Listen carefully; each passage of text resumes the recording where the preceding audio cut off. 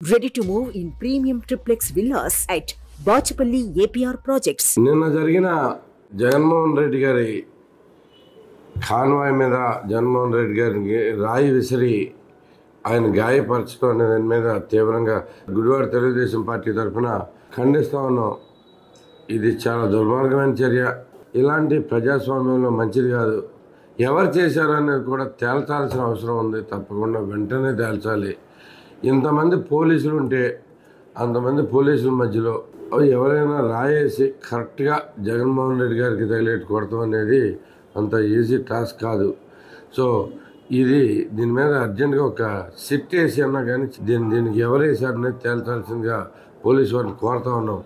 లేదా మా గవర్నమెంట్ వచ్చిన తర్వాత చంద్రబాబు గారిని రిక్వెస్ట్ చేసి సిట్ వేయించైనా కానీ అప్పుడైనా తేలుస్తామని చెప్పేసి అందరికీ తెలియజేస్తా ఉన్నాం. రాజకీయ నాయకుల మీద దాడి చేయటం అంటే అది ఏమన్నా చిన్న విషయంగా తీసుకోకూడదు. మేమేదో జగన్మోహన్ రెడ్డి గారు వచ్చి గుడివాడ వచ్చి పోయిన ఎన్నికల ముందు వచ్చినప్పుడు టిడ్కో ఇళ్ళన్నీ ఫ్రీగా ఇస్తా ఉన్నారు. దానికి క్షమాపణ చెబుతారు. ఈసారి ఫ్రీగా ఇస్తామని చెప్పి క్షమాపణ చెబుతారని చెప్పి ఆశిస్తుంటే మధ్యలో ఇది జరగటం మేము కూడా బాధాకరం. దీన్ని అయితే తీవ్రంగా ఖండిస్తున్నాం. తెలుగుదేశం పార్టీ ఎప్పుడు ఇలాంటి దాడులను ప్రోత్సహించదు. అలాగే వాళ్ళని అంత ఈజీగా తీసుకోకూడదనే మా ఉద్దేశం కూడా. ఇంతకుముందు మీకు అందరికీ గుర్తుండే ఉంటుంది. చంద్రబాబు గారి మీద రాళ్ళదాడి జరిగినప్పుడు మా ఇక్కడ ప్రజెంట్ ఎమ్మెల్యే అంతా వెకిలిగా కామెంట్లు చేశాడు. మీరే ఒకసారి చూడండి ఎంత దారుణంగా మాట్లాడారు. ఎంతమంది పోలీసు పహారాలో అతని యాత్ర నడుస్తుంది.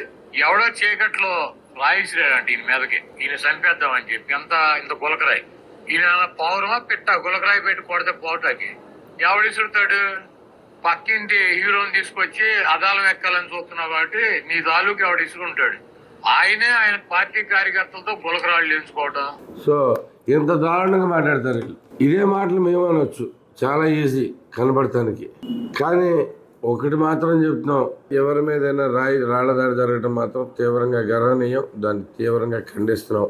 దీని మీద మాత్రం అర్జెంటుగా పోలీసు వారు ఇంత వైఫల్యమా? ప్రభుత్వం సొంత ముఖ్యమంత్రిని కాపాడుకోలేనంత దారుణమైన పరిస్థితుల్లో ఈ ప్రభుత్వం ఉంది. ఈ ఒక్క కారణం చాలు డీజీపీ గారిని సస్పెండ్ చేయడానికి.